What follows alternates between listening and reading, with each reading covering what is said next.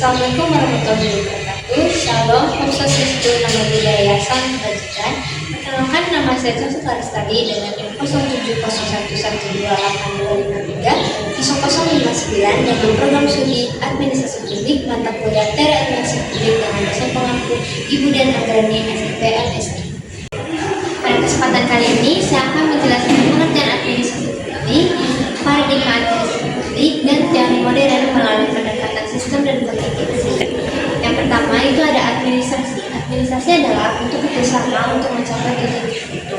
Kemudian, publik sendiri dapat didefinisikan sebagai masyarakat umum, warga negara, atau sekelompok orang yang menjadi sasaran dari organisasi pemerintahan baik legislatif, yudikatif, dan eksekutif. Administrasi negara dan publik adalah suatu bentuk kerjasama antara dua orang atau lebih yang secara teratur dilakukan untuk mencapai tujuan tertentu dengan memanfaatkan sumber daya alam dengan efisien dan efektif. Selanjutnya, saya akan menjelaskan paradigma administrasi. Paradigma adalah suatu cara pandang fundamental yang membentuk pemahaman dan praktik administrasi.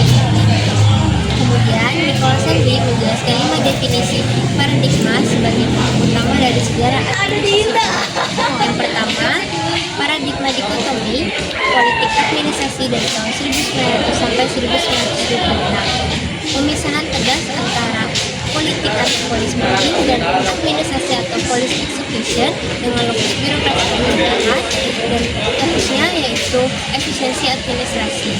Yang kedua yaitu ada paradigma prinsip-prinsip administrasi dari tahun 1927 sampai 1932, di mana pemisahan antara pencarian prinsip-prinsip administrasi yang universal, khususnya birokrasi pemerintahan, fokusnya itu adalah prinsip-prinsip efisien. Paradigma yang ketiga yaitu ada administrasi sebagai ilmu politik dari tahun 1950 sampai 1970, di mana administrasi publik kembali ke ilmu politik. Fokusnya itu birokrasi pemerintahan, fokus yang tidak jelas dan lebih pada logika.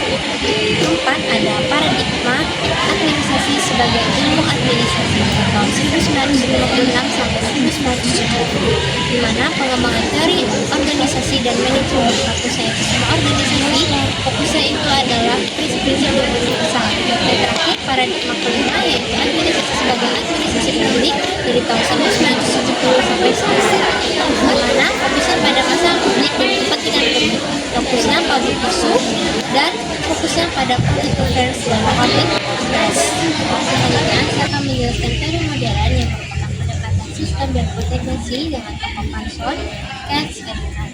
Teori modern muncul karena teori lama dianggap sangat kaku. Organisasi dulu juga dilihat mampu bisa berdiri sendiri, namun kenyataannya organisasi itu hidup di lingkungan masyarakat. Menurut Parson, Katz, dan Kant, organisasi itu adalah sebuah sistem terbuka, artinya organisasi tidak bisa berdiri sendiri. Secara mudahnya, organisasi itu seperti manusia karena ia membutuhkan sebuah masukan seperti pegawai, informasi, anggaran yang kemudian akan diproses oleh organisasi.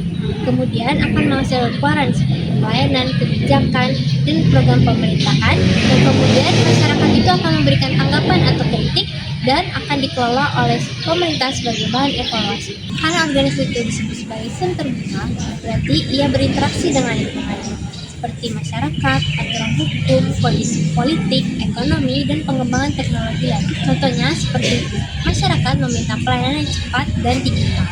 Pemerintah tidak hanya berpatokan pada sistem yang lama karena perkembangan teknologi akan terus berjalan dengan cepat. Parson berkata, organisasi bisa bertahan jika ia dapat menyesuaikan diri dan menjaga hubungannya. Jika interaksinya buruk, maka akan menghasilkan kehilangan kepercayaan dari publik. Kemudian akan muncullah sebuah konsep di mana ada adaptasi organisasi. Berarti organisasi mampu berubah dan menyesuaikan diri agar dapat menyesuaikan diri dengan perkembangan yang terjadi. Menurut Katz and Kant menjelaskan bahwa organisasi tidak ingin berubah, maka ia akan tertinggal. Pada saat ini, pendekatan kontingensi sangatlah berperan.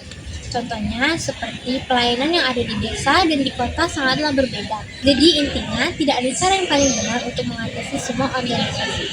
Setiap organisasi publik akan menghadapi semua kondisi dan maka harus menyesuaikan diri dengan kondisi-kondisi tersebut. Jadi pendekatan kontingensi ini mengajarkan kita akan keberhasilan administrasi publik berdasarkan kesesuaian kita dalam lingkungan dan kebijakan dalam organisasi. Sekian dari penjelasan saya. saya. Mohon maaf bila ada kurang kata. Saya akhiri. Wassalamualaikum warahmatullahi wabarakatuh.